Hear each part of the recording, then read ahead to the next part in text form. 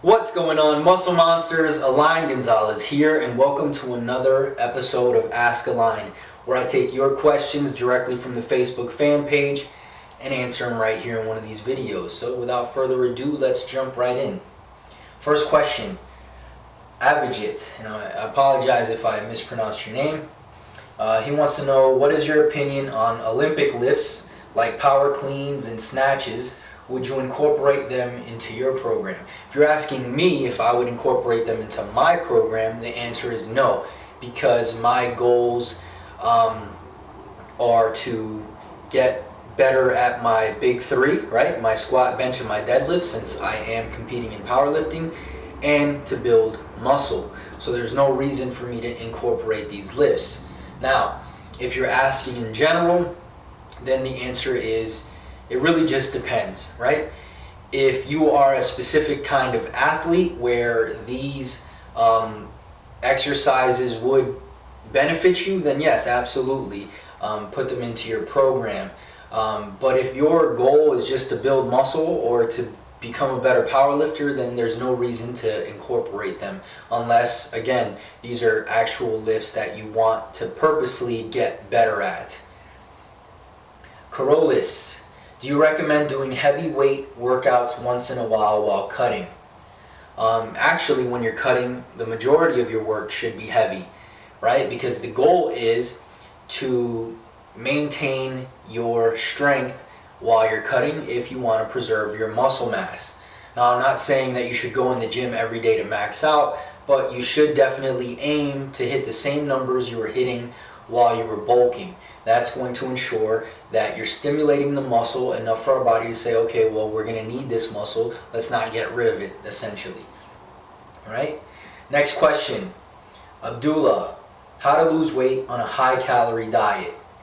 Well, it really depends on what you mean by high calorie. Some people, like myself, for example, can be in a caloric deficit with fairly high calories, right, without doing any cardio. So if you're talking about a high calorie diet where you're not in a deficit, then essentially you would just have to increase your physical activity level to a point where you are in a deficit, right? Because the main goal when trying to lose weight or lose fat is to put your body into a caloric deficit. We can do that through diet, through exercise, or through both. Next question. John, what is your advice to those who are aiming to gain more muscle at the same time trying to get abs? My advice to you, if you are not a beginner, is to change your focus, right? You don't want to chase two rabbits because you'll catch neither, as they say. And the reason is simple. If you want to build muscle optimally, and I hate to use the word, but if you want to maximize your ability to build muscle, you have to be at least in a slight caloric surplus. And if you want to burn fat, then you have to be at a slight deficit. So trying to do both at the same time is not going to be an easy task, and it definitely isn't going to be your most efficient option. So pick one of the goals, stick to that, and then reevaluate later down the road. Richard, how can I gain the muscle size without gaining any fat? First of all, you're always going to put on a little bit of fat, right? Now, the more strategically you do it, the less fat that will be.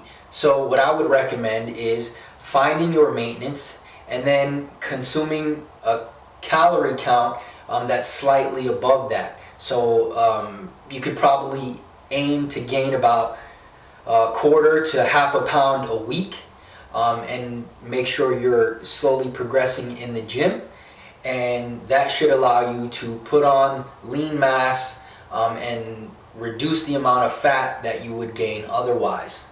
All right? Next question. Sammy, do you believe in the possibilities of overtraining, overreaching? Thank you, sir. Yes, absolutely, but you have to realize that overtraining and overreaching are two completely different things. In fact, I did an entire video on this topic, And instead of just repeating everything I said in that video, I'm going to link it below, so go there and check that video out. Last question. Saw your video about limb versus torso dominant. However, you recommend to concentrate more on your weak muscles. I'm torso dominant and tried this and didn't see any huge results. I was thinking if it's better to work on all your muscle but concentrate on your dominant muscle to make up for the weaker ones. Depends on how you want to look at it. If your goal is aesthetics, right? If your chest is too big in comparison to your arms and your goal is to get your arms to match your chest, then you're not going to train the same as someone whose goal is to build their chest and leave their arms where they're at, if that makes sense. If the goal is just overall muscle size and overall strength, then you should focus on building as much muscle as you can and putting on as much strength as you can during your training, if that makes sense, right? Because if your goal is, again, to build as much muscle in general, then there's no reason to specialize certain muscle groups if you don't really care about proportions, right? So that's pretty much it, guys. I hope you found it helpful. If you want your questions answered, go to facebook.com/muscle monsters, like the page, and when I post a status stating that it's question time, just leave your question in the comment section and I'll answer it in one of these videos. Make sure to subscribe for more, and I'll see you soon. Peace.